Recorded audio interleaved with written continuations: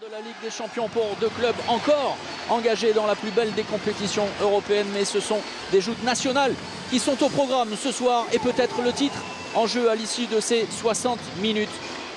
MHB, PSG, Montpellier, Paris, le champion de France face à sa bête noire. Le ballon est touché, ce sera possession pour les Parisiens.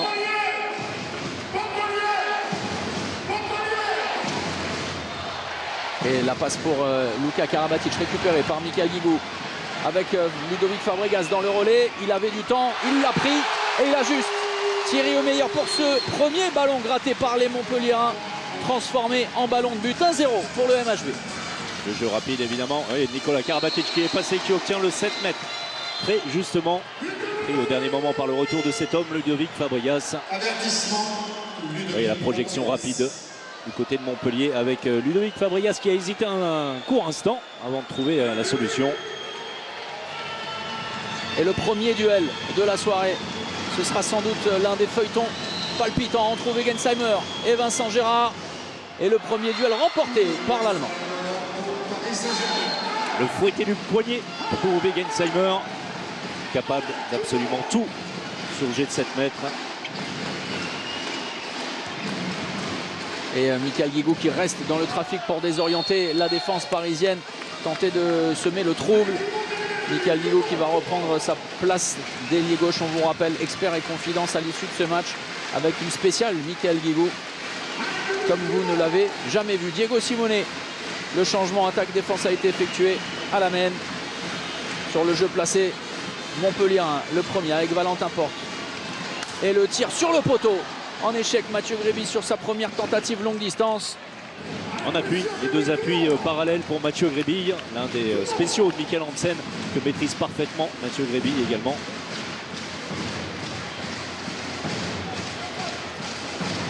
Un seul changement, attaque-défense, vous en avez parlé, Truchanovicius, le Lituanien, qui vient compléter dans l'axe central le duo qu'il forme avec Ludovic Fabregas.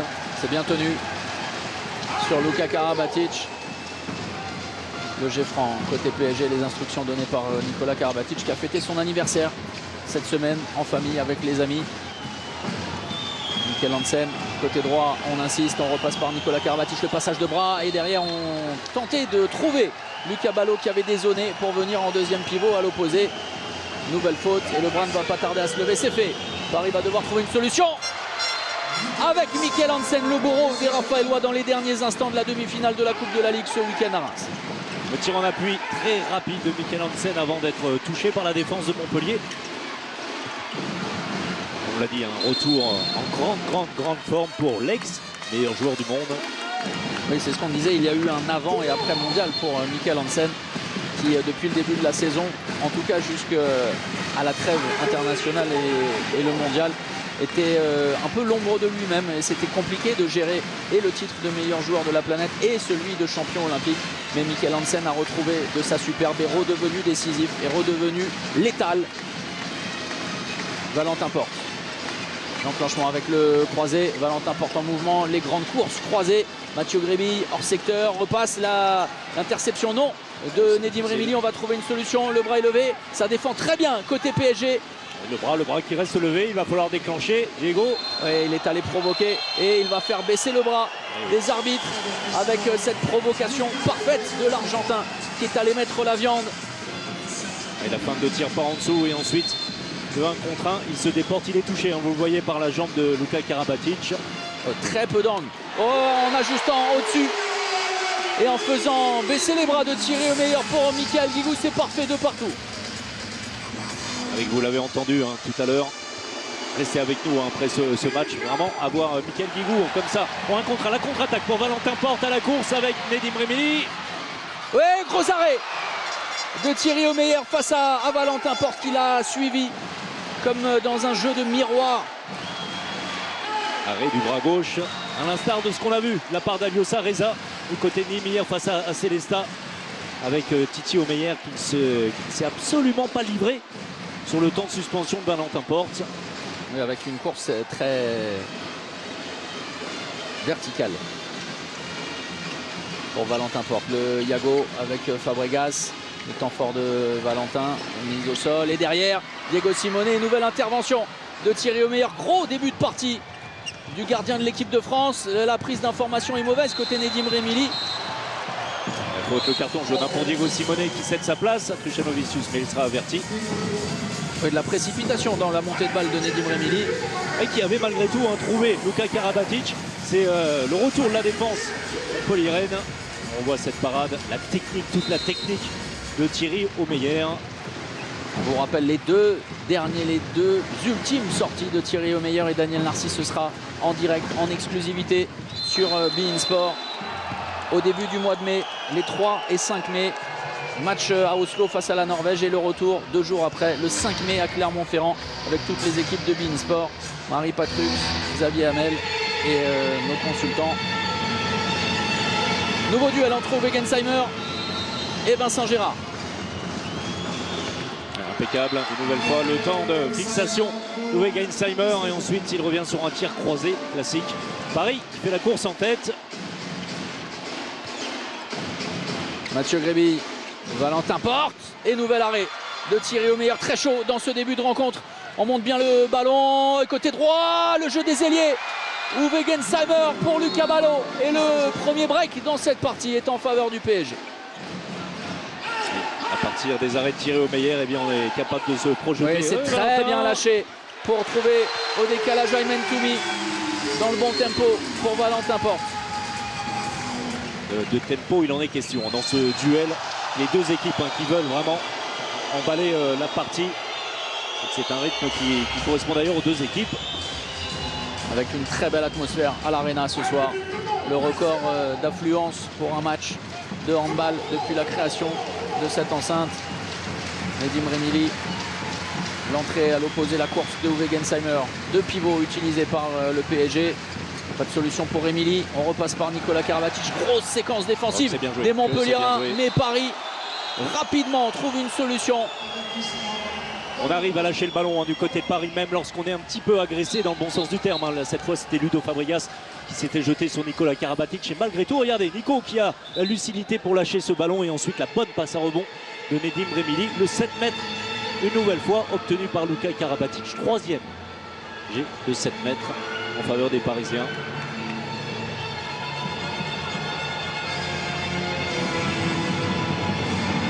On voit justement le 7 mètres précédent. Les deux premières tentatives. Et on vous parlait de feuilleton. Le troisième épisode déjà. Et la même issue pour l'Allemand. Et il aura fallu 7 minutes et 10 secondes à mon homme du match pour revenir à hauteur de Raphaël Cocheleux en tête du classement des buteurs.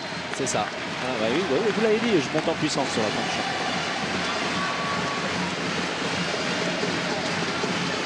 Impeccable, une nouvelle fois, Uwe Gensheimer.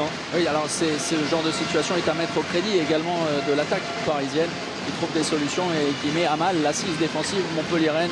On a changé de position. Et attention, ballon perdu par Valentin Porte. Et derrière, la punition peut-être côté PSG. La passe pour Luca Ballo, la zone. Le but sera refusé. De toute façon, Vincent Gérard avait fait le travail. Et Nicolas Karabatic a mis dans une situation compliquée son partenaire de l'équipe de France. On parlait de Nedim Remili tout à l'heure de la prise d'information. Il ne sait pas quoi faire lorsqu'il est en suspension. Et Nico qui n'avait pas senti le retour, le très bon retour au repli défensif de Toumi sur Uwe Gensheimer qui comptait jouer le passé bas avec l'Allemand. Et qui appelait alors, dans une situation délicate, bien que les situations délicates, tout soit relatif avec Luca Ballo. Malgré tout, Lucho qui n'a pas réussi à trouver l'équilibre suffisant, à 7 mètres. La défense en zone avec ce temps fort de Michael Guigou. Et auprès avec, vous le voyez, le pied de Luca Ballo en zone sur cette intervention. Et la faute de Nedim Remili sur le bras de Michael Guigou. Oui, l'intelligence de Michael Guigou a été de revenir là où le premier temps fort avait été mis parce que la défense parisienne était sur le reculoir. Le premier ballon pour Joré Dolenets dans cette partie. Et le premier duel, donc le premier face-à-face avec Thierry Omeyer. Des résurgences du dernier mondial entre le Slovène et le gardien international. Le tireur attitré, j'ai de 7 mètres. première feinte. Et ensuite le tir côté bras, mi-hauteur face à Thierry Meyer qui avait choisi le côté opposé. La défense très haute de Ludovic Fabregas en dissuasion face à Nikola Karabatic. Et avec beaucoup de gainage, Nikola Karabatic réussit à fouetter son ballon. Vincent Gérard a été attentif, on va revenir à un jet franc. Et Ludovic Fabregas, qui est l'un des rares joueurs capable de défendre ainsi, presque isolé face à Nikola Karabatic, qui joue également avec les distances, pas seulement avec le contact, mais qui varie un petit peu de distance pour perturber Nikola Karabatic. Et c'est pour ça que Ludovic Fabregas est devenu un des meilleurs défenseurs de la planète, parce qu'il a cette intelligence-là, il a cette gestion des distances si importantes face à des joueurs qui aiment évoluer au près, capables d'accélérer, mais parce que Ludovic Fabregas est un colosse, mais il est aussi très mobile. Il est un joueur intelligent tout simplement, avec une maturité, on ne cesse de le dire, mais qui étonne pour son âge quand même, on va le rappeler, il est en 96, c'est absolument exceptionnel. Patrice Canaillé dans la réflexion. Tir contré, c'est sur le montant de Vincent Gérard. Derrière à l'opposé, dans la diagonale à Mentoumi, on repasse par Ludovic Fabregas qui vient tout emporter sur son passage, le différentiel de taille et de gabarit avec Lucas Ballot averti d'un carton jaune et l'égalisation montpelliéraine 5 partout. C'est évidemment bien vu de la part de Michael Guigou qui a temporisé, qui a laissé du temps à Ludo Fabregas de se positionner. La position préférentielle face à un adversaire qui a eu du mal à supporter la comparaison au niveau physique. Lucho à Ballot et ensuite eh bien, Fabregas impeccable à la finition.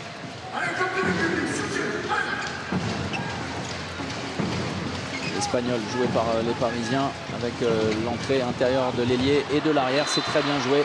C'est surtout dans la libération du ballon que les Parisiens réussissent à faire la différence face à la défense montpelliéraine avec l'obtention, la grosse faute de Nikola Karabatic. Peut-être plus. Peut-être plus. Non, simple carton jaune. Sanction progressive. On a vu sur ce retour à l'intérieur de Valentin Porte, Nicolas qui allait toucher. Ex-Toulousain, travail préparatoire et ensuite, rien à dire. Et Thierry Omeyer a demandé d'effectuer le changement sur le jet de 7 mètres. Goratskov avait encore sa veste de survêtement. Absolument pas prêt à rentrer, mais vous le savez, le gardien du PSG est un gardien atypique. Et lorsqu'il entre comme ça, il est capable de mettre à mal les intentions adverses. Sans fixation, Yoré Dolenec prend de vitesse son compatriote. Et voilà, mais c'est exactement ça. Il y a aussi ce facteur un petit peu psychologique de Slovène face à face avec du respect pour l'ancien Skov, sans que ce soit péjoratif, de la part de Dolenec qui cette fois sans feinte, côté bras, trouve la solution. Le 1 contre 1 face à Truchanovicius de Nikola Karabatic, mise au sol.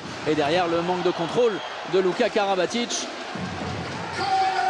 Les Montpelliérains vont peut-être en profiter avec Valentin Porte sur la première intention. Fabregas était tout seul, attention à la faute un peu haute de Nedim Remili face à Michael Guigou qui, s'il avait insisté, aurait certainement obtenu 2 minutes d'exclusion contre l'arrière droit du PSG. C'est Valentin Porte peut-être en première intention qui aurait pu pousser son action un peu plus, mais voyez la pression qu'on veut mettre sur les Parisiens. Bon retour, bon repli défensif. Les Parisiens qui ont su suffisamment tôt se retourner pour empêcher Michael Guigou d'aller plus dans la profondeur.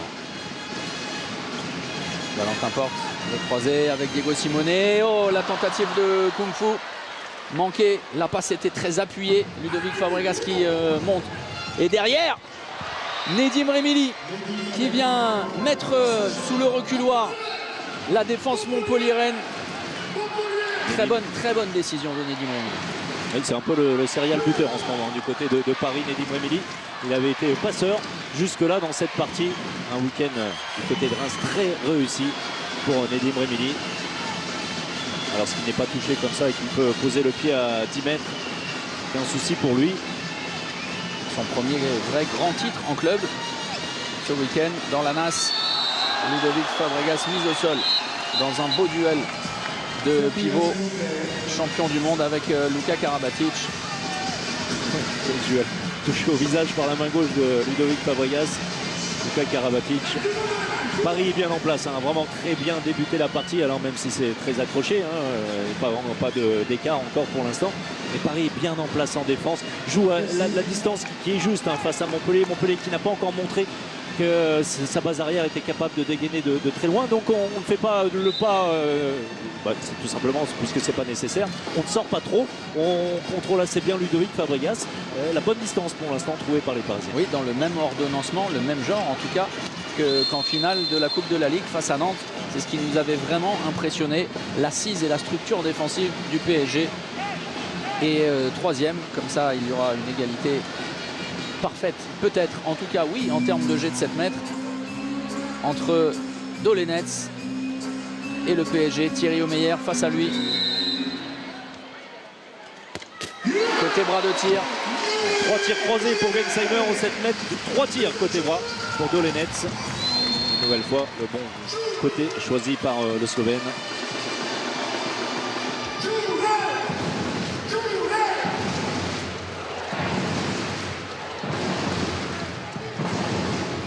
Plus 2, le plus grand avantage en faveur du PSG dans cette rencontre.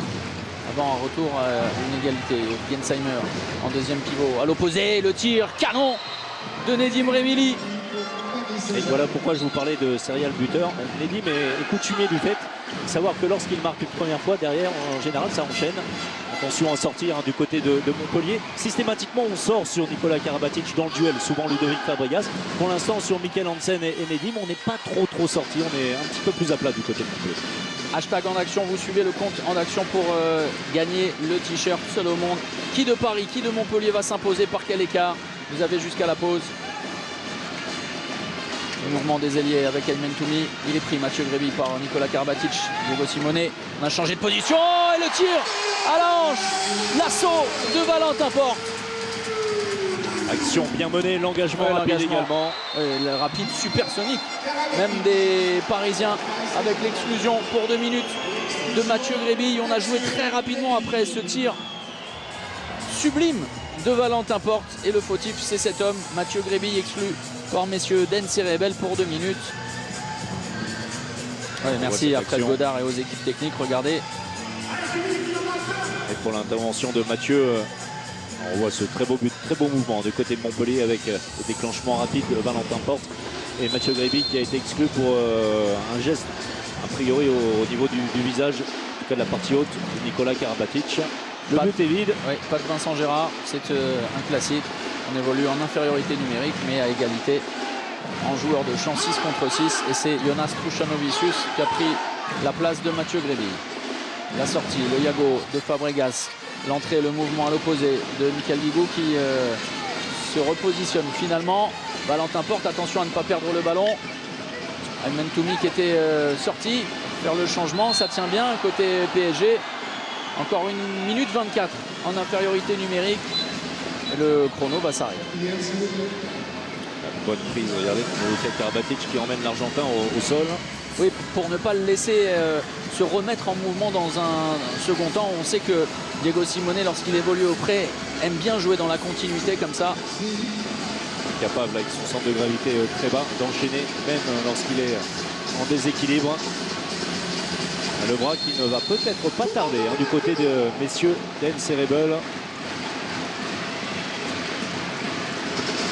Valentin Porte, Truchanovicius. Les Montpellierins repoussés. On joue un de moins en attaque et on ne trouve pas de solution. Et Vincent Gérard a pu revenir dans ses buts. Oui, et Thierry Dens s'excuse auprès de Thierry Omeyer parce qu'il y a eu un coup de sifflet qui a empêché la relance rapide de Thierry Omeyer dans un premier temps. Et le but pour Paris va être évidemment pendant ces 48 dernières secondes d'écarter le jeu pour trouver des solutions. Le renversement, c'est très bien défendu par Jonas Truchanovicius. Et derrière la passe géniale, un peu longue tout de même. Elle est longue. Dont se saisit Valentin Porte. En infériorité numérique, c'est Montpellier qui vient punir le PSG. Et un coup à jouer à droite, évidemment. C'est bien vu de la part de Nicolas Karabatic. La supériorité numérique était toute faite sur le côté droit. Avec le retour un peu tardif de Valentin de l'autre côté suite à son but. Et c'est Lucho en bout de ligne. Lucho Abalo qui trouve la solution. Pas évident du tout. Non, avec un changement de main, avec un déséquilibre évident. Avec une course qui emmène Valentin Porte ou tout droit ou vers l'extérieur, mais qui ne lui permet pas de revenir vers l'intérieur. La générosité de Valentin Porte lui permet de marquer. tout cas, infériorité numérique plutôt bien gérée par les Montpelliérains. Avec un ballon récupéré et un but marqué en contre-attaque. C'est bien joué. Truchanovicius, le croisé avec Valentin Porte.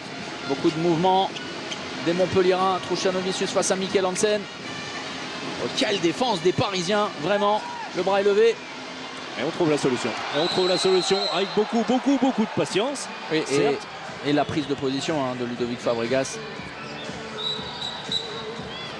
Et pourtant, regardez ce magnifique plan. Regardez la position de Fabregas à droite entre Luka Karabatic et Nedim Remili. Et il arrive ensuite à enfoncer Luka Karabatic, la défense en zone. Voilà, est prête à aucune discussion. Nouveau changement. Regardez un but. Le retour de Skov. On se souvient en Ligue des Champions du festival David Balaguer face aux deux gardiens parisiens. Pour le moment, Jure Dolenec est parfait, importantissime dans ce genre de rencontre serrée. Oh, quelle facilité, avec de la variété cette fois. Et regardez avec ce ralenti où il est venu, alors c'est vrai, mais décoiffé. Oui, c'est possible. Dolenec qui n'a pas encore joué et qui est le meilleur buteur de Montpellier. Voilà, ça se passe comme ça, 4-7 mètres pour Jure Dolenec qui maintenant tient sa place en défense. Attention, le contact involontaire entre Truchanovicius, mais qui est bel et bien présent sur Nikola Karabatic.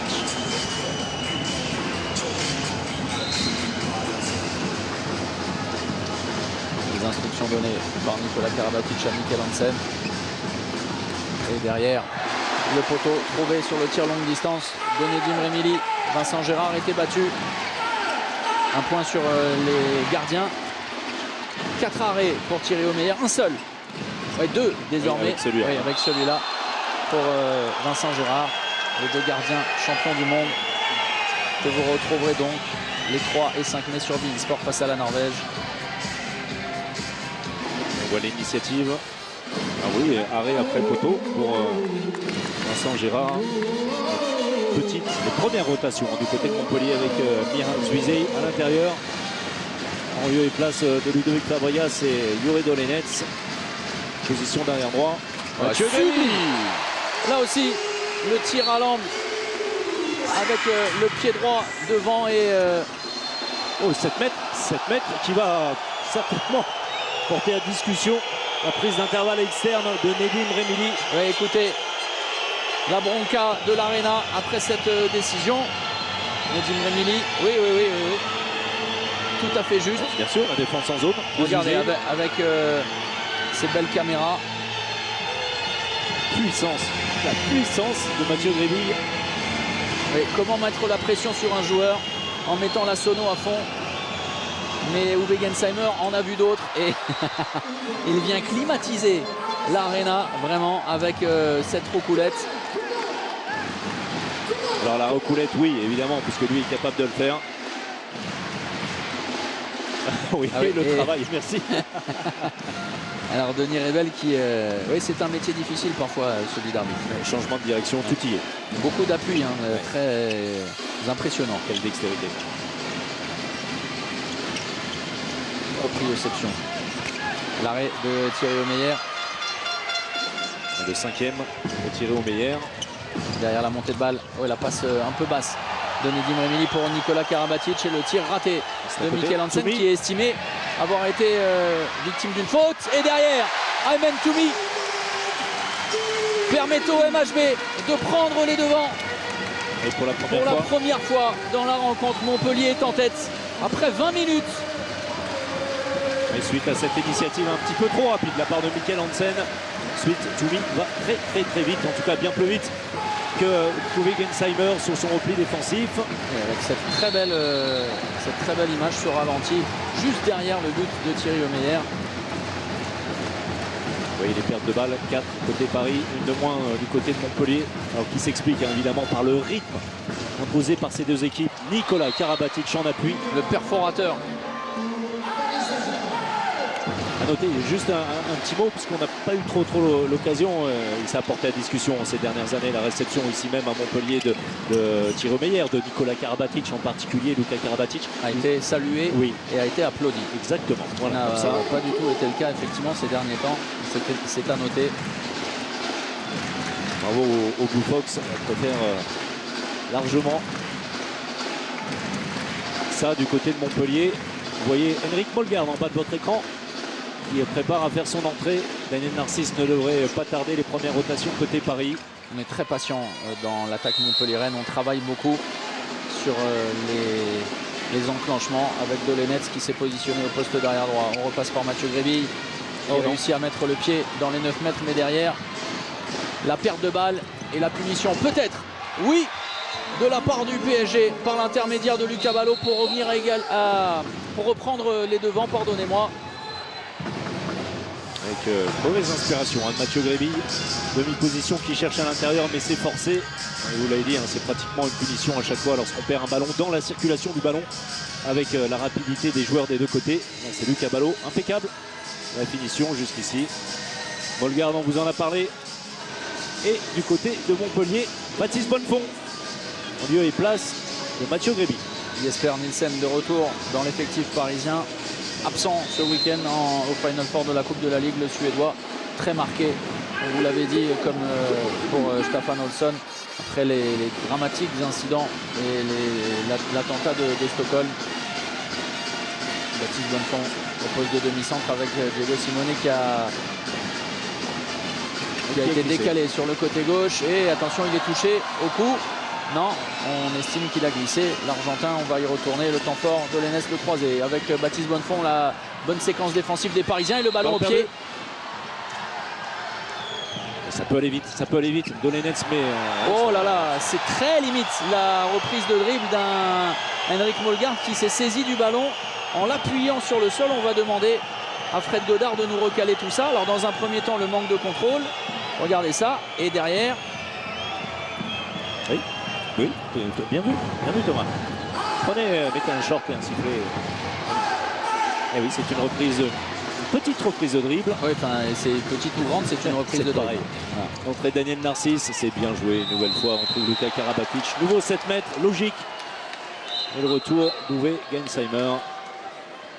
Cette fois, opposé non plus à Vincent Gérard. Complètement arraché par le maillot. Nicolas Portner.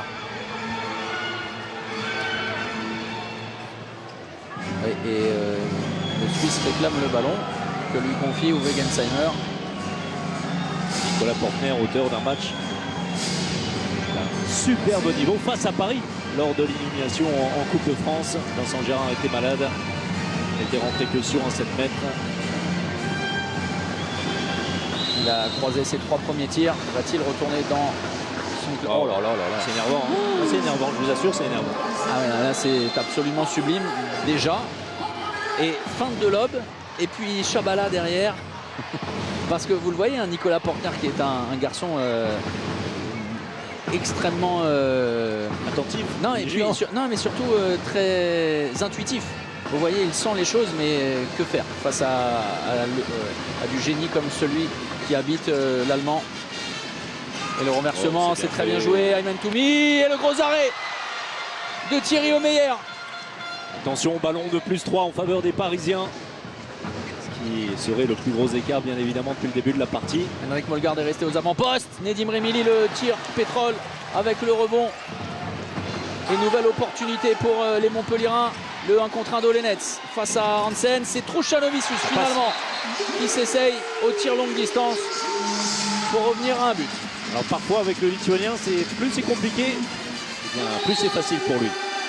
On voit l'arrêt en maîtrise technique. Alors j'insiste, hein, Thierry Omeyer possède une certaine maîtrise de la technique de garder un but.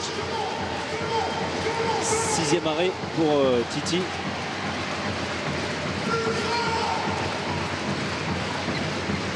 Narcisse face à Truchanovicius. Belle tenue défensive. Le Lituanien qu'on retrouvera lui un peu plus tard face à l'équipe de France. Il avait été absent du rendez-vous dans le sud. Premier match éliminatoire de l'Euro. Il était blessé à ce moment-là. Michael Hansen, le renversement, Daniel Narcisse sur le poteau. Supersonique, le tir de Daniel Narcisse. Attention à ce ballon mal contrôlé par Baptiste Bonnefond. Finalement, entre les mains de Michael Guigou qui va accélérer. Il tentait de le faire, c'est tenu. Ballon perdu, on va revenir à la faute. C'est bien défendu. de la part de Mikkel Hansen qui ne s'est pas du tout livré. Regardez la puissance, la vitesse de déclenchement. Et Nicolas Portner est resté dans les buts après le début de rencontre compliqué de la part de Vincent Gérard. 2 arrêts simplement, on le disait. 13% de réussite pour Vincent. L'entrée d'Arnaud Bingo. C'est une rotation importante du côté de Montpellier.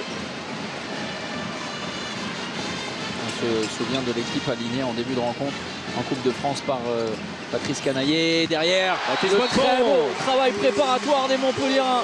Et la superbe conclusion de Baptiste Bonnefond.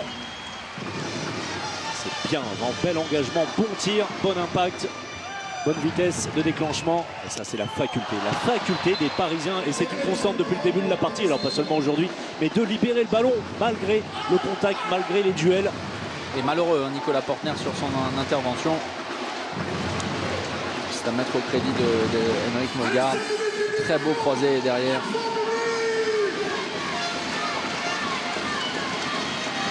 Et on aime beaucoup cette caméra tactique au-dessus des buts et au-dessus de la zone pour se rendre bien compte des différents mouvements sur les enclenchements. Bonnefond. Le croisé pour Dolenets, un double croisé de l'autre côté d'Igo Simonet en première intention. C'est remarquable. Vraiment du tableau noir côté Montpellier. Avec le bon travail à l'intérieur. Alors vous allez voir, merci aux équipes de Fred Godard, de Mias Vizé. Regardez, c'est lui qui empêche Molgaard. Ah oui, mais grosse faute. Et oui, on est bien d'accord. Grosse faute sur Luka Karabatic. Regardez ça, ça nous avait échappé le mauvais bloc. Alors c'est pas de... Non, c'est Dolenets. Oui, c'est Dolenets. Dolenets qui vient mettre un coup d'épaule. Le temps mort de Noka Sardaroui. Wir sollten jetzt nicht weinen wegen einem Foul, da wird der nicht gepfiffen. Vorhin, dieser Bonnefond, ist der beste Spieler gegen Schlucker. Jetzt lässt du ihn, der schießt frei, nichts. Wenn du nicht mehr kannst, komm raus, sag doch. Ako ne možeš otići, nisi ga ni dirno kad je šut. Là, ils ont sifflé, ils ont pas sifflé une fois contre nous, on a commencé à s'énerver. Non, le match il est encore long. Donc tranquille, on dit rien aux arbitres, on continue à jouer. Weiter ab, Bonnefond fait sortir son Spieler mit Rückpass spielen, einlaufen und Rückpass. Allez les mecs, les gars, il reste 4 minutes, les gars. On n'oublie pas nos replis défensifs aussi, les mecs. On a bien repris notre repli, on a pris nos 3 buts comme ça. Mais après, on a bien repris, donc on continue à le faire. Et en défense, on continue avec besoin, les gars. Allez, pour Paris.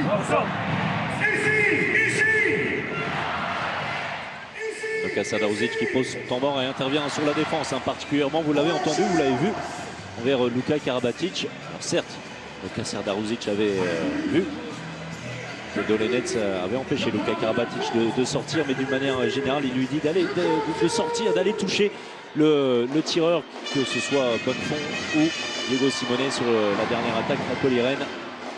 Après ces doubles croisés, et Montpellier, sous la menace de passer à -3, est bien revenu à hauteur des Parisiens. Avec énormément de rotation côté montpelliérain.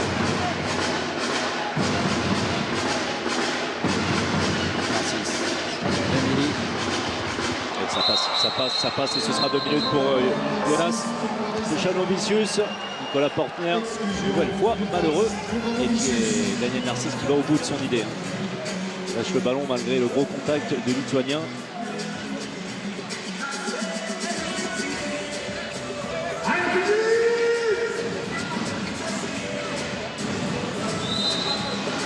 L'utilisation du but vide et donc d'un joueur supplémentaire sur la base arrière avec Baptiste Bonnefond. Bourré Dolenets sur le début de l'enclenchement est allé prendre le poste de demi-centre. Changement de position avec Diego Simonet côté droit. Attention à ne pas perdre le ballon côté montpelliérain. Et oui, c'est ce que Luka Karabatic réclame. Il demande à Dolenets de ne pas chuter trop facilement, de ne pas se mettre au sol pour éviter de perdre du temps. Les mouvements, Arnaud Bingo, grosse bataille avec Zvizej et Luka Karabatic. Dolenets auprès. Diego Simonet, le bras ne va pas tarder à se lever, c'est fait. Dolenets, pas de solution pour le Slovène. Pas de changement avec le gardien de but. Et Arnaud Bingo, il est contré. La récupération dans un deuxième temps de Diego Simonet. Une simple faute et on invite l'Argentin à se relever rapidement parce que le chrono risquer de s'égrener, même si là, le temps est arrêté pour essuyer le terrain. Le bon contre de Luka Karabatic, ensuite Diego. Et il ne va plus rester beaucoup de tentatives pour les Montpelliérains. On va voir le geste des arbitres. Ont-ils indiqué deux passes, a priori, tout au plus. Et le tir, le tir à rebond de Baptiste Bonnefond qui est venu tromper Thierry Omeyer. Oh que c'est bien fait. Le tir en appui, les deux appuis parallèles malgré la sortie au contact de Nicolas Karabatic. Belle entrée, très belle entrée de Baptiste Bonnefond.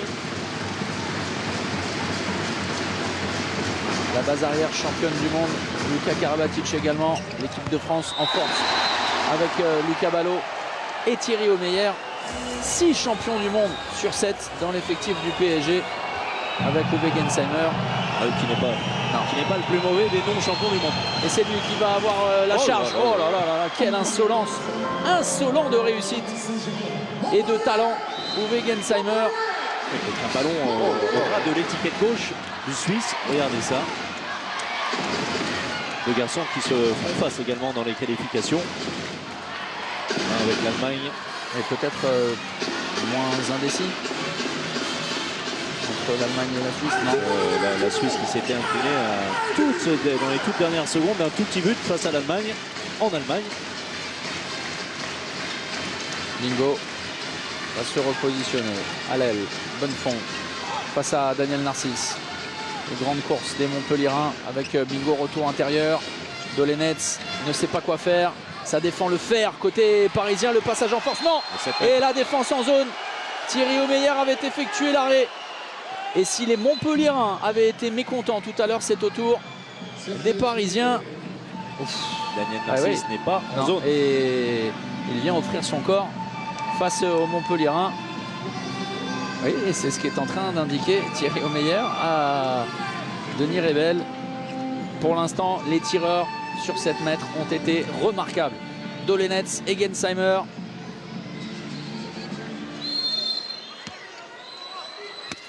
Et il continue à l'être à 1 minute du terme de cette première période. 17 partout. Un spectacle offensif de choix dans ce grand rendez-vous, dans ce choc de la 21e journée.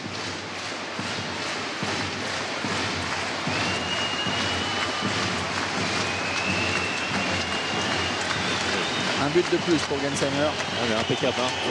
7 mètres au total et 11 réussites. Et le ballon récupéré par les Montpelliérains sur l'engagement rapide. Après ce but parisien pour les derniers instants. Encore 30 secondes, on va effectuer le changement attaque-défense. On ne va surtout pas vouloir rendre l'ultime ballon aux Parisiens. Travailler avant de trouver une situation. Paris a défendu le fer, c'est ce qu'on disait, depuis 30 minutes en étant absolument remarquable malgré le grand nombre de buts inscrits. C'est tout le paradoxe de cette première période. Et le temps mort posé à 14 secondes par Patrice Canaillé.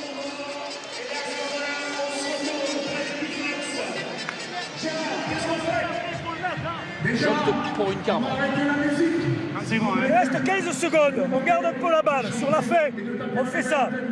Baptiste, tu seras dans cette position, demi-centre, et Diego sera ici. On va faire l'engo, c'est-à-dire on écarte du côté de Luro, on garde un peu la balle.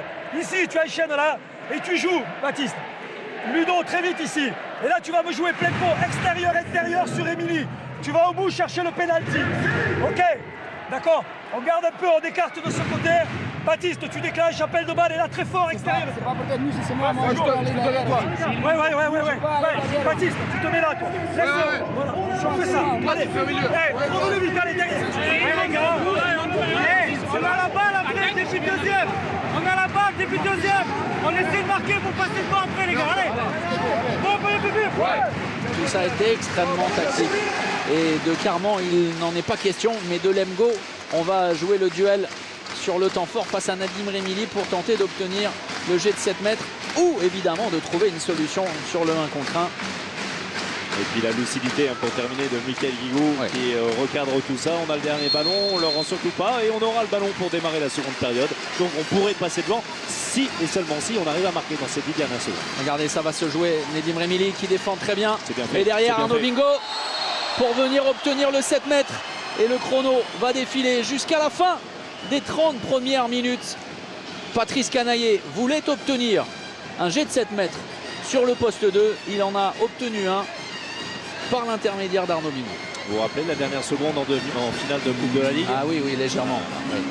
Skov dans les buts face à Dolenets, impeccable jusqu'ici. Pour rejoindre Uwe Gensheimer avec 6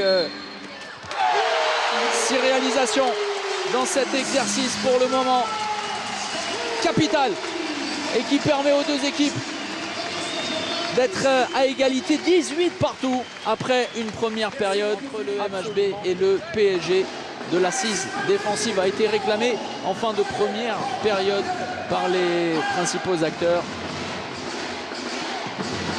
Montpellier va tenter de mettre à mal immédiatement la défense et la structure défensive du PSG avec du mouvement à nouveau. Mathieu Gréby face à Luka Karabatic. Et le premier but de cette seconde période inscrit face à Goratskov. Et ça peut changer, oui, c'est bien. Et la décision est faite. Ça va jusqu'au bout. Super. Luka Ballot. Très performant, Lucho très efficace. Et c'est ce que soulignait à l'instant au micro de Marion Jure Dolenets sur ce genre de séquence, sur les engagements rapides, sur les montées de balles. Il va falloir retrouver de la solidité. Michael Guigou sur le banc pour entamer cette seconde période.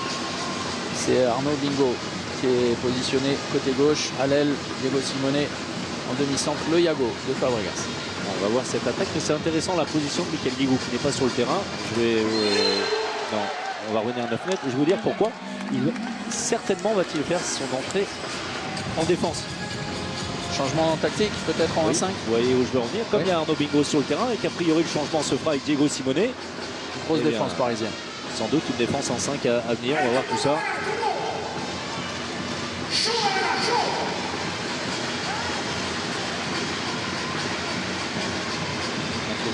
Le renversement, Arnaud Bingo, le bras est levé. Gréby face à Luka Karabatic et le tir en déséquilibre. Et ça va aller vite, ça va aller vite. Côté parisien, on lâche parfaitement le ballon. La bonne défense de Toumi. Et heureusement qu'il est venu fermer le Tunisien. Michael Guigou qui n'a pas pu effectuer le changement. Diego Simone en poste 2. Alors, évidemment que l'Argentin est capable de le faire. Il va être confronté à Nedim Remili en adversaire direct. Gensheimer, la course à l'opposé en deuxième pivot. Nicolas Karabatic est pris. La bonne fixation. Chassé Nedim Remili par Ludovic Fabregas.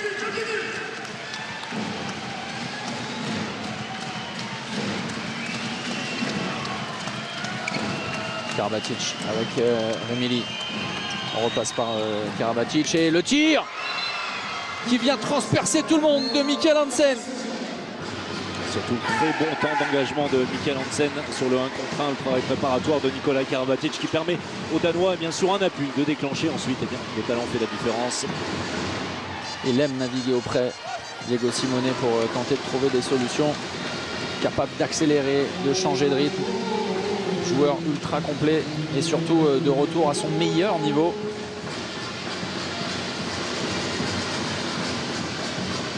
Michael Guigou qui parfait son échauffement. Beaucoup de mouvements, de croisés, c'est très latéral. Hein, ce départ d'action, il faut aller dans la profondeur. Le ballon récupéré par Luka Ballot. La première solution sur le relais, Nedim Remili. Karabatic, l'accélération côté gauche. Remili auprès.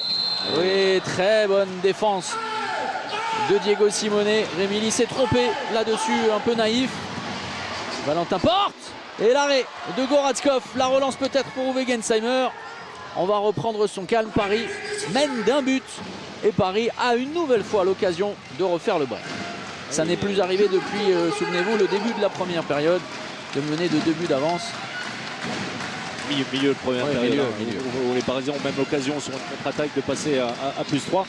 L'impression en ce début de seconde période, c'est que les Montpelliérains sont un petit peu moins bien. Une perte de balle, 2 tirs manqués, moins de rythme, on joue de manière très, très latérale en attaque. Et on n'a pas changé tactiquement de défense. Le renversement, Nicolas Karabatic, l'arrêt de Nicolas Portner. Arnaud Bingo se jette, mais ne peut empêcher, pardonnez-moi, les liaisons dangereuses. La sortie du ballon.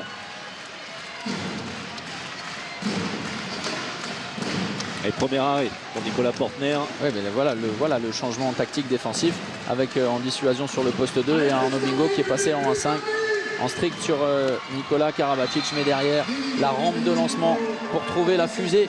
Nedim Remili et Paris à nouveau 2 buts d'avance. Paris joue vraiment très juste, très bien. Le changement, c'est Diego Simone qui va céder sa place. Dolenets va être associé à Valentin Porte. On joue avec 3 gauchers sur le terrain. Mintoumi a conservé sa place à l'aile. Alors on parlait de l'absence de Théo Cossé, on va saluer, alors malheureusement on s'y est habitué, on ne peut pas faire autrement. Victor Knichnik qui manque à l'appel, et une solution de moins pour Patrice Canaillé. Des rotations à venir côté Montpellier, ça c'est compliqué. Oui, les Parisiens s'adaptent parfaitement aux séquences offensives montpelliéraines. Plus en difficulté, c'est vrai, depuis 5 minutes, les Montpelliérains.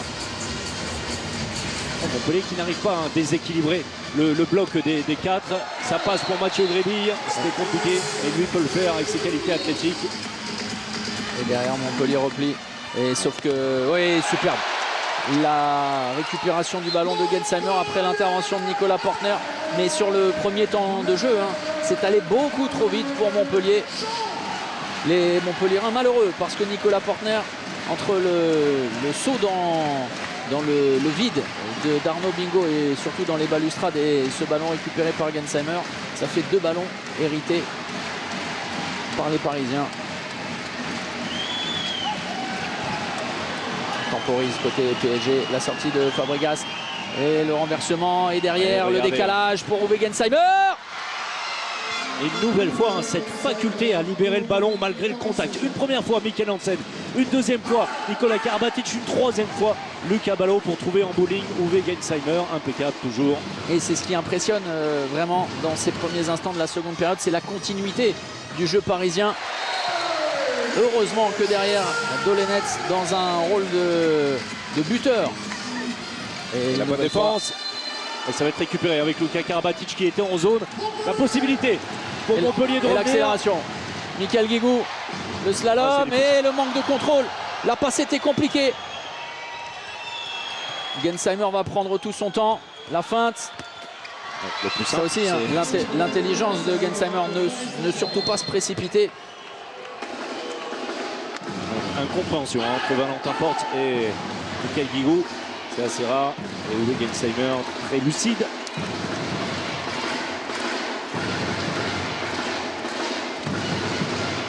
La perte de balle, une de plus du côté de Montpellier, vous le voyez. Alors ça reste raisonnable pour un style de jeu tel que celui que pratiquent ces deux équipes.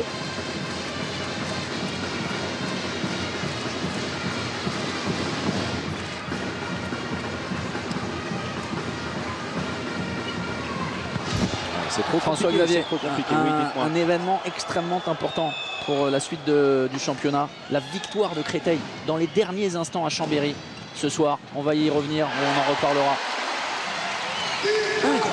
Incroyable performance au phare des Cristoliens.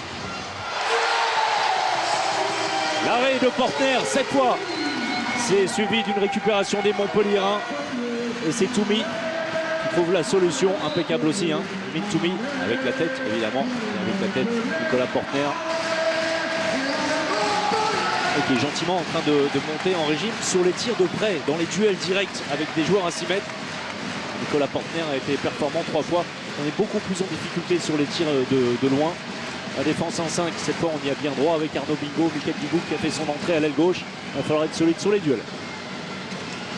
Emily, Narcisse, Michael Hansen. On joue sur l'impact et le but inscrit par le Danois avec de la force et de la détermination pour reprendre un nouveau 2 buts d'avance. Attention, la précipitation. Valentin qui est toujours occupé, en tout cas dans l'esprit, est occupé sur cette action. Il aurait aimé qu'on vienne à un simple 9 mètres, considérant que Michael Hansen avait fait un marché avant de conclure. Ah oui, c'est même un coup de... Enfin, un coup de tonnerre, mais Créteil qui s'impose à Chambéry. On peut changer bien des choses.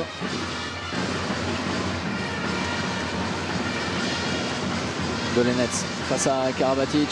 Et le tir sur le visage de Goratskov à la limite du passage en force à Aymen Toumi. Face à Henrik Molgaard, c'était bien défendu pour ralentir en tout cas l'attaque parisienne. Situation trop difficile et tir trop moyen. Vous le voyez au milieu du but. Ouais, le Baptiste Bonnefond dans un second temps sur le visage. D'abord arrêté par la main droite. L'entrée de Jesper Nielsen. Nedim Remili auprès. Ils réussissent ce qu'ils veulent. Les Parisiens.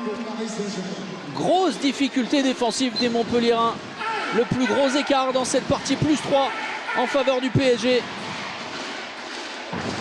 Des difficultés.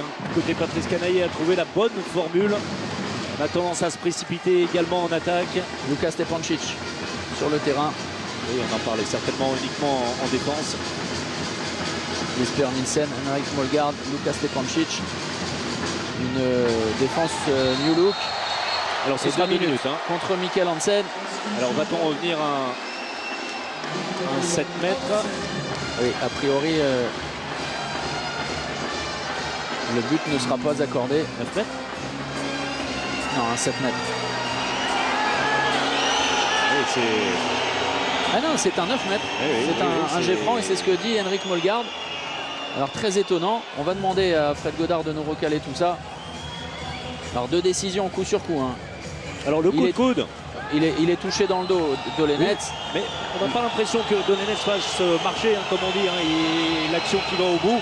Après, il y a une intervention de Jesper Nielsen, je crois, sur le bras de Dolenets, qui aurait pu donner un 7 mètres si on considère que Dolenets a posé le pied en zone avant de déclencher. Sinon, il y avait la solution but également. Ce n'est pas la même chose. Et les Montpelliérains peuvent se sentir lésés sur cette attaque. À eux de trouver le chemin défilé en supériorité numérique. Bonnefond très bon lors de son entrée en première période. C'est moins clair, vraiment moins clair ce qu'on propose dans les courses montpelliéraines. Dolenets, lui, a tendance. Et souvent, il éclaire le jeu, il le fait seul comme un grand avec l'aide de Ludovic Fabregas. Vous allez voir sur ce ralenti, regardez, c'est lui qui, a un court laps de temps, bloque Henrik Molgaard et permet à l'intervalle de s'ouvrir pour Dolenets. Et en retard, Luka Stepancic dans son positionnement dans l'entraide avec les postes 3 pour venir fermer. Bien joué de la part du Slovène. Nikola Karabatic de retour. Remili, Benoît Kounkoud également.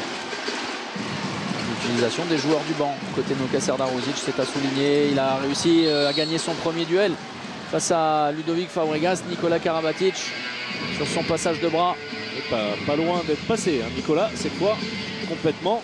Eh oui. Ouais, mais là aussi, ça aurait pu être répréhensible.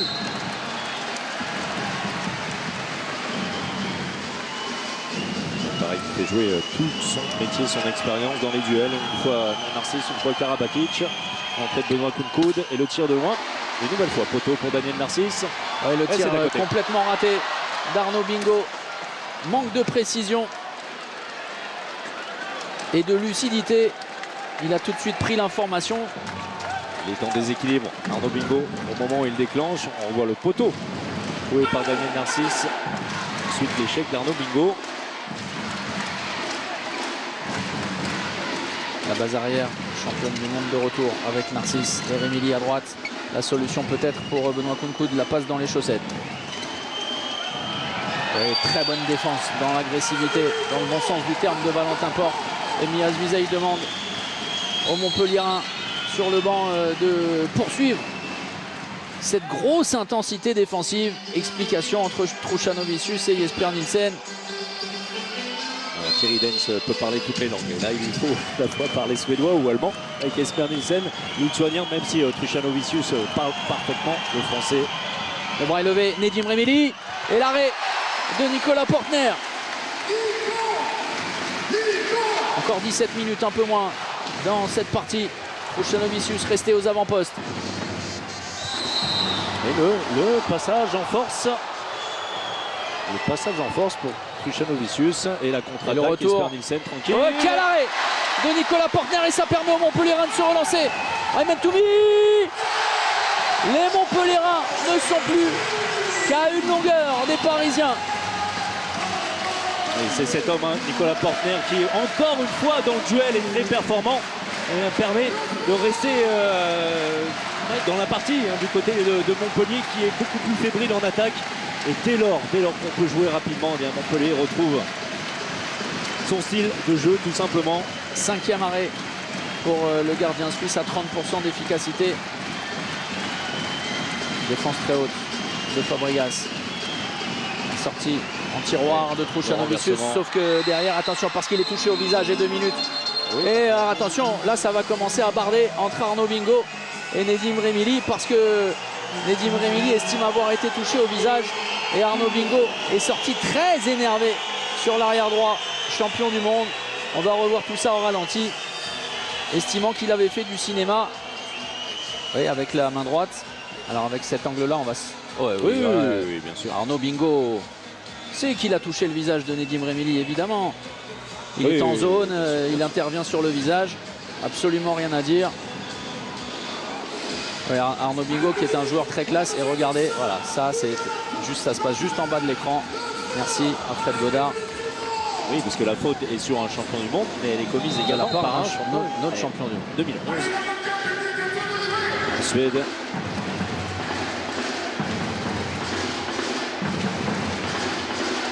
Et une nouvelle fois, Montpellier se retrouve en infériorité numérique avec un but vide. Égalité en joueur de champ. Bonfond, Dolenets, Simonet la base arrière. De petits gabarits. Avec Almen Toumi. On tourne beaucoup autour du ballon de la part de Bonnefond, de la part du Tunisien, de l'Argentin. Et le ballon est perdu. Nicolas Portner est revenu dans les buts. Mais Benoît Kounkoud a un ballon superbement bien utilisé pour permettre à Paris de reprendre 3 buts d'avance et remettre le MHB dans ses doutes. 3 buts aux écarts. Merci, on revoit ce geste entre Nedim Remili et Arnaud Bingo. Montpellier a marqué à 6 reprises dans ces 15 premières minutes de la seconde période. C'est bien moins qu'en première période en moyenne. Oui, plus autant d'efficacité, plus autant de fluidité, de solutions trouvées. Et les Parisiens, hein, c'est vraiment à mettre au crédit derrière. Goratskov effectue l'arrêt derrière. Almen Toumi vient déposer le ballon au-dessus des mains du Slovène. À l'énergie pour Montpellier avec beaucoup de talent en la finition pour Almen Toumi. Et c'est vrai, regardez avec quelle facilité les Parisiens trouvent les solutions. Et ça, c'est une impression, on l'avait dit hein, déjà en première période, que Paris est sur 2-3 passes, juste par des temps d'engagement, par des bonnes libérations, était capable de trouver des solutions évidentes. Alors regardez la débauche d'énergie pour Montpellier. C'est totalement différent. Alors c'est circonstanciel parce que Montpellier évolue en infériorité numérique. Donc forcément, on a trouvé encore plus facilement la solution. Mais le théorème de François-Xavier Houlet va intervenir à nouveau. Lorsqu'une équipe doit patienter de longues secondes, très longues secondes, parfois interminables, doit redoubler d'efforts pour trouver des solutions et qu'en face, l'adversaire, eh bien, sur des ballons rapides, sur des montées de balles, des contre-attaques comme ici avec Uwe Gensheimer, trouve des solutions très rapidement. Il y a aussi un impact, au-delà de l'impact physique, mais psychologique terrible. Et je suis assez d'accord avec celui qui vous a dit ça. Ça se confirme hein, avec, regardez le plus gros écart de la partie. Uwe Gensheimer, impeccable, efficace, sobre. Son 9e but sur 10 tentatives et 4 buts d'avance maintenant pour les Parisiens qui jouent juste, hein, très juste. Avec bien tous les ingrédients dont on parle souvent dans un gros match de handball. La défense très mobile, très solide. Dolenets qui trouve la solution. Et regardez l'engagement rapide derrière avec Stepancic, retour intérieur. Et les Parisiens sont en train de piétiner les retours défensifs des Montpelliérains. Le temps mort posé par Patrice Canaillé qui va sans doute souligner et stigmatiser ces errements défensifs. C'est très compliqué en ce moment pour Montpellier parce que Paris est tout simplement plus fort.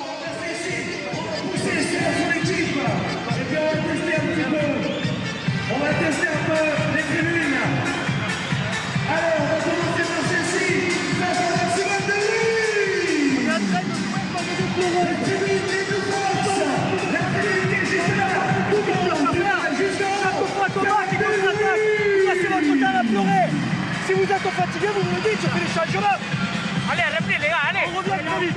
Ok. Sur la montée normale, restez bien organisé. Ok. Sur cette attaque, on joue global, côté de Baptiste. Ok, allez, jeu. Pas de faute. On fait bébé.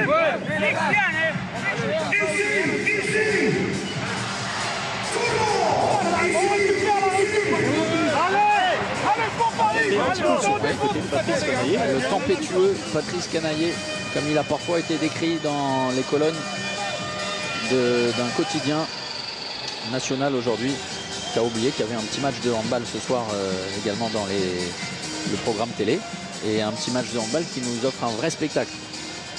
Et un net avantage en faveur du PSG, mais un avantage logique. C'est ce que Patrice Canaillé a souligné. Oui, il semble apercevoir sur le visage de certains joueurs ou dans les intentions un manque d'engagement, vraiment.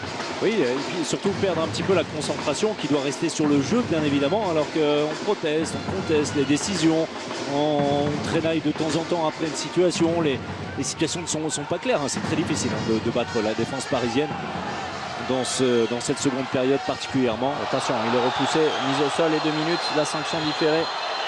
Logiquement. Alors, regardez, à l'inverse, et ça c'est une image, hein. À l'inverse, Molgard, mais alors je peux vous l'assurer, il n'est absolument pas d'accord avec la décision de mais il ne dit rien. Mais dans un premier temps, la moue, mais ensuite, parce que alors c'est un contact, évidemment le différentiel physique est important avec Toumi. Dans un premier temps, il y a la moue d'insatisfaction, mais ensuite il est concentré, il sort, il sait qu'à ce moment-là, il ne sert à rien de discuter. Les paroles de Patrice Canaillé, arrêtez de pleurer à chaque décision. Oui, hop, tout de suite, et voilà, ça a duré une demi-seconde. Merci Fred Godard. Talent. Il est bon.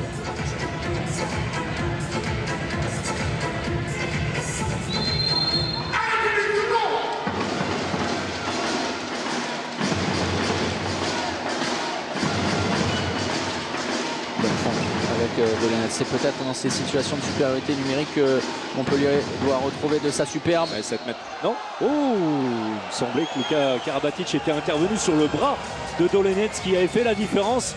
Et regardez. Et oui.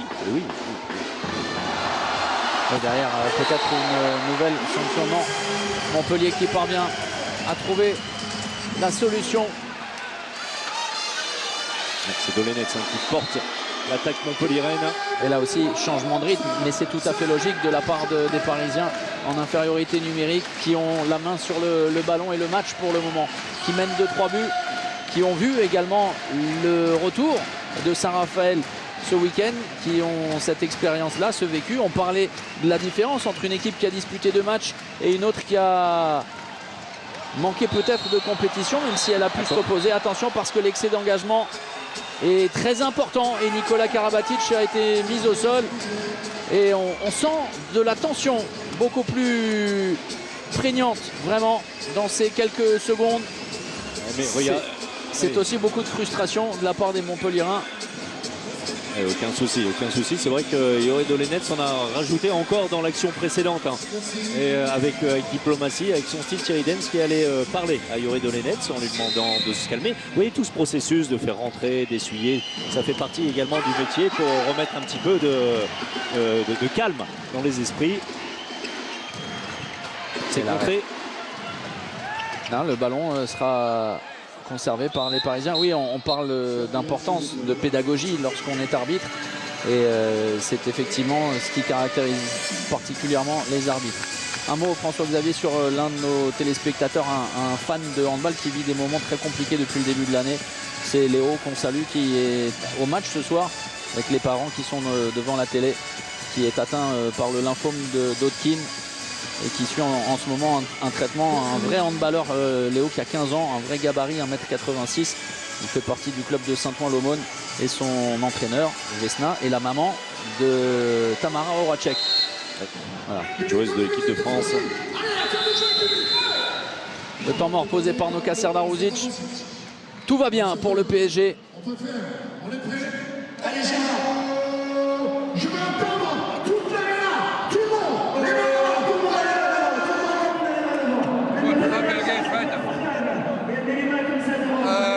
Parallel, vind ik.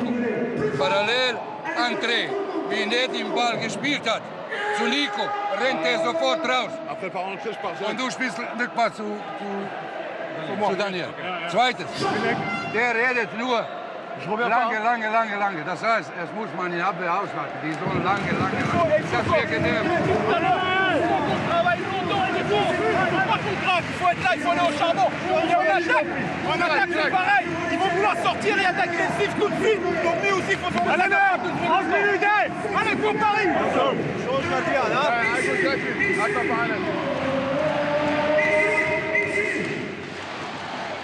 Et des consignes claires et tactiques de la part de Noka Sarnauzic avec le jeu en renversement, ça a plutôt bien fonctionné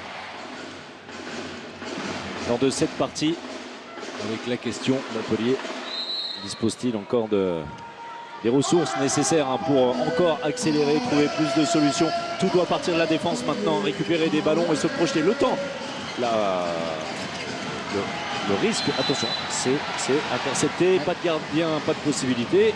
Michael Guigou de retour également, ce qui pourrait sonner la révolte des Montpellierins. Dans le trafic, libérer le ballon et derrière le but pour Dolenets. Mais c'est vraiment Michael Guigou, le faiseur de miracles dans ce genre de séquence. Regardez l'intelligence de Mika qui va jouer autour de Ludovic Fabrias pour trouver la bonne solution en supériorité numérique. Dolenets, une nouvelle fois finisseur. Il est évidemment le meilleur buteur côté de Montpellier. Et, on ne va pas dire l'unique, mais il porte vraiment cette équipe montpelliéraine à la finition en seconde période. La bonne défense de Truchanovicius. Et Montpellier a un vrai coup à jouer sur cette montée de balle pour revenir en embuscade à un but. Truchanovicius avec Dolenets. On va travailler le croisé. Bonnefond. La bonne défense de Nico Karabatic qui sort au contact sur Baptiste Bonnefond.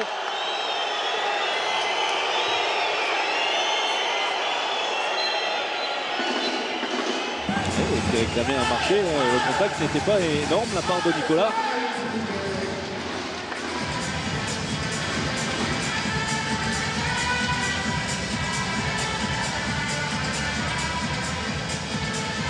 Avec les arrières côté de Montpellier, hormis Yuri Dolenets qui ont perdu un petit peu le jeu en profondeur dans cette seconde période.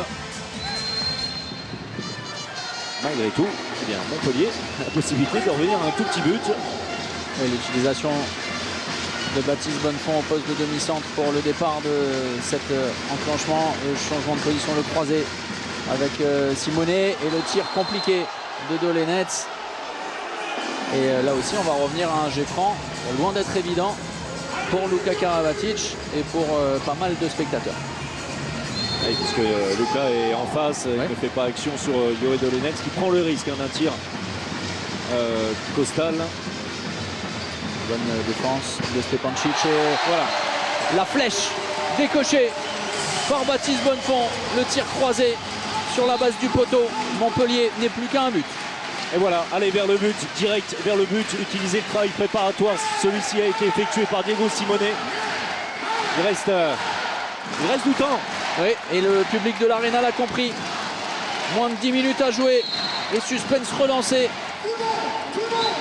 Montpellier qui vient de passer un 3-0 alors lors des 5 dernières minutes, 4-2 en faveur de Montpellier, mais Montpellier était mené 30-26.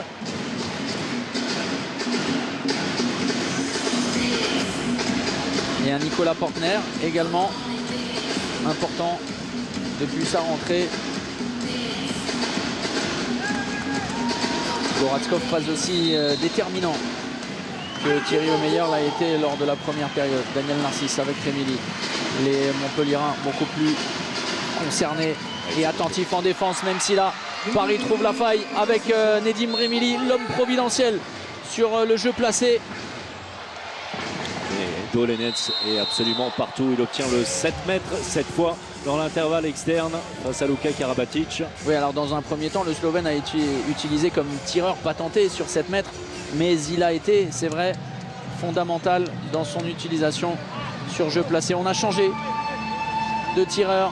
On se souvient des échecs de Michael Guigou lors du mondial à 7 mètres. Cette fois, il retrouve ce qui lui a collé à la peau pendant des années, la perfection. Et surtout, c'est un tir très important pour rester dans le sillon du PSG. Le joueur le plus génial, le plus talentueux que Patrice Canaillé a entraîné à Montpellier. Ça c'est un dommage. Que vous réentendrez tout à l'heure dans Expert et Confidence juste après la fin du match. 6. Nedim Remili, mais il n'est pas touché. Sur un nuage vraiment en lévitation. Nedim Remili simplement mise en position sur une simple course. Il arrive à envoyer un missile sous la barre. Nedim Remili, impressionnant ce soir vraiment. Auteur de 7 buts sur 11 tentatives.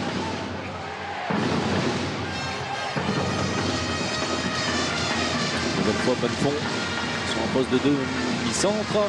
Le changement de position avec Yoré Dolenets. Diego Simone bien repris. On ne tombe pas dans les feintes de Diego Simone. Oui, plutôt entrée convaincante en défense sur le poste 2 de Luka Stepancic. Et plus solide que Nedim Remili. Cette partie tout au moins.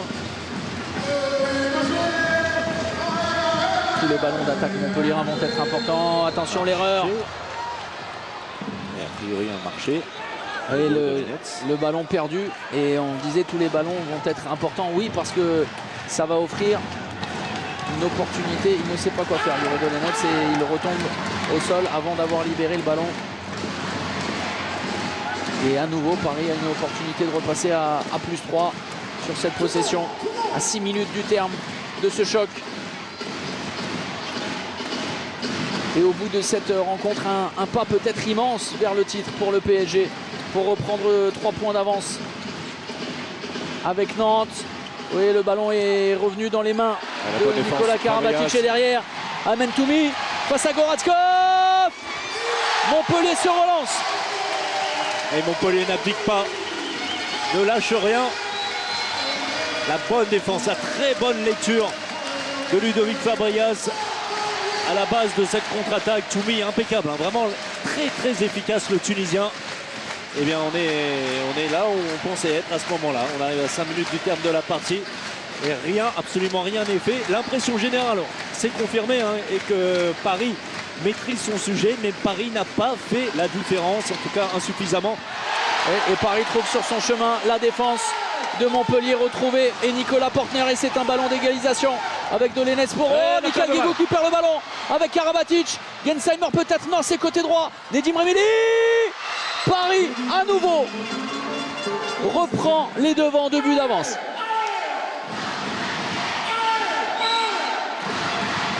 Fou furieux sur l'image précédente, Patrice Canaillé furieux de cette nouvelle perte de balle entre Yoré Dolenets et Michael Guigou.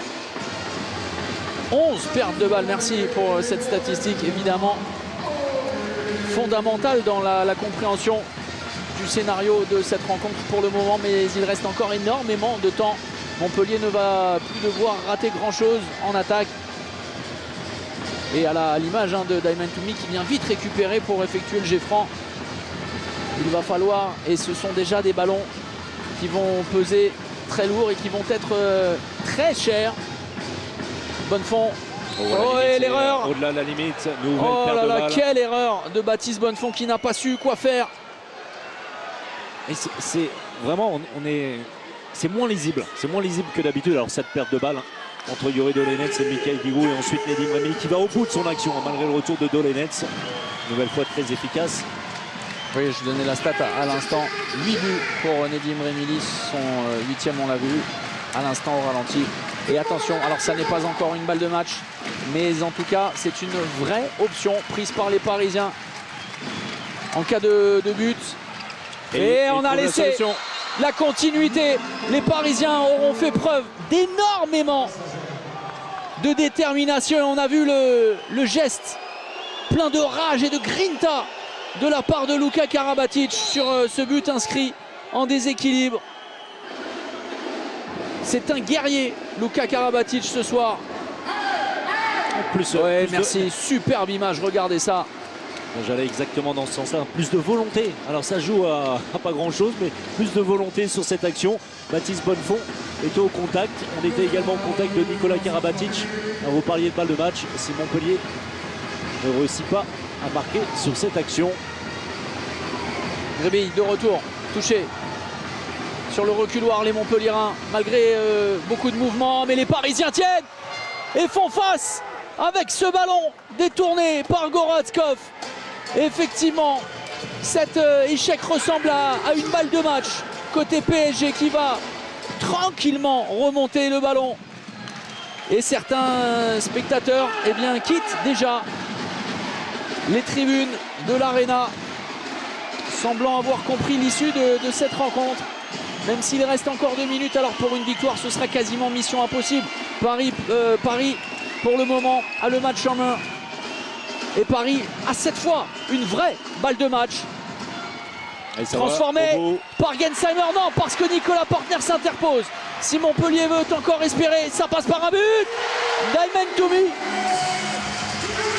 1 minute 30 à jouer, 2 buts. Simplement, on le disait, pour la victoire, ce sera peut-être mission impossible, mais il peut y avoir encore un miracle avec une égalisation.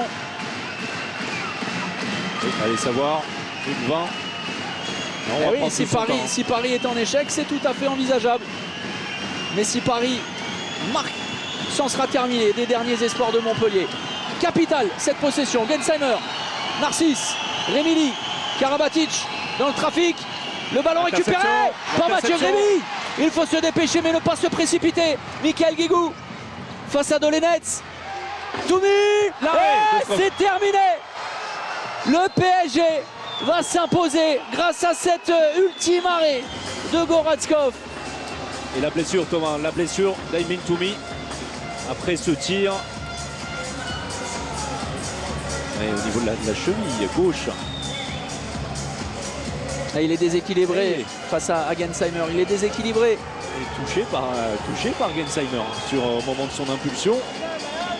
Et on va le revoir avec... alors il est en zone en plus, Gensheimer, regardez. Ah oui, il aurait dû avoir un jet de 7 mètres parce que Aymen Toumi a été en échec et le chrono aurait été arrêté et ça aurait été une toute autre histoire. Très certainement 2 minutes contre Gensheimer. Ça peut avoir une importance fondamentale pour l'issue du championnat, ce dernier tir. L'incidence avec la balle de match, elle est là, clairement. Maintenant, les Parisiens qui vont laisser s'égrener les secondes. Montpellier qui reste relativement plat, 1-5 avec il reste un temps mort. Il reste un temps mort côté PSG. Alors on a vu ce que ça donnait hier entre Toulouse et Aix-en-Provence. Cette fois, il est posé pour de réelles raisons pour éviter de voir les arbitres lever le bras.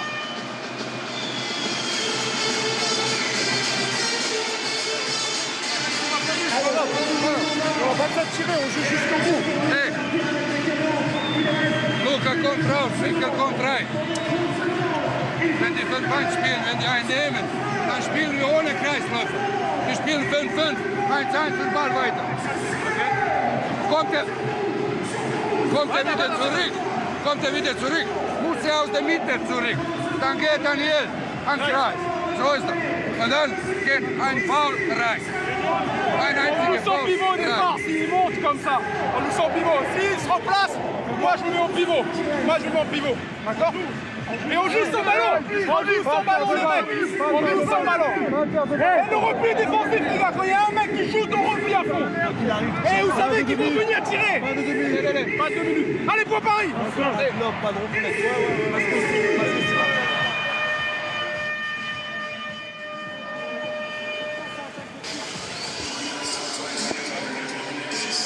Du calme et de la sérénité lors de ce dernier temps mort. Pas de précipitation. Paris tient sa victoire pour le moment. Paris se dirige à grands pas vers un titre de champion de France sur cette possession. En reprenant peut-être 3 points d'avance, on le disait. La défense, la très bonne défense des Montpelliérains. Il y a un ultime coup à jouer. Il faut marquer très rapidement. Il faut tirer, il faut aller tirer. Il faut rapidement prendre le tir. Valentin Porte ne sait pas quoi faire. Le décalage avec Baptiste Bonfort. Ouais, le but sera accordé. Mais trop tard, il reste du temps. Le temps n'est pas arrêté. Le chrono n'est pas arrêté. Au grand mécontentement des Montpelliérains qui vont effectuer une défense tout-terrain. Et attention, parce qu'ils ne sont pas positionnés comme il le faut, les Montpelliérains. Et le chrono s'arrête. Et à l'image du match la saison dernière, dans cette même arena, souvenez-vous, les derniers instants, avec l'exclusion de Michael Guigou qui avait mis un terme à la dernière action pour l'égalisation du PSG. C'est un peu la même chose et regardez, cette fois c'est Valentin Porte, bien malgré lui, qui est exclu pour avoir empêché le coup d'envoi de s'effectuer. Paris tient sa victoire. Paris va s'imposer effectivement dans une confusion totale et sous les sifflets, la bronca du public de l'Arena. Alors on va rajouter 3 secondes. 3 secondes. 3 secondes, ce sera trop peu. Oh, attention Et attention, alors là c'est inadmissible. Ouais. Avec, même si c'est une simple serviette, hein, mais c'est juste le geste qui est inadmissible de jeter des choses sur le terrain. Et 3 secondes. Et le ballon va terminer dans les tribunes. Ou en tout cas entre les mains de Nikola Karabatic. Voilà, il va chercher la faute. Et c'est terminé. Paris s'impose dans cette rencontre. 34-33. Victoire méritée néanmoins du PSG qui aura géré. Paris fait un pas surtout, et ça c'est l'information principale de cette fin de